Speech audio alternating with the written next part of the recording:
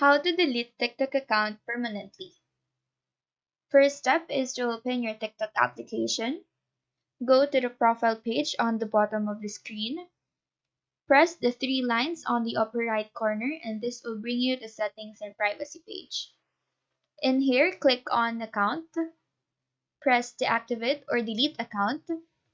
Click on delete account permanently and then choose the reason why you're deleting your account.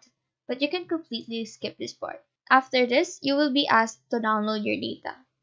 This will serve as a backup data even if your account is deleted. So go ahead and request download. Basically, the file will tell you the data you will be downloading, like your account activity, profile, and account settings. This will take some time, but your data will then be displayed here. After this, continue, and TikTok will ask you for the last time before completely deleting your account.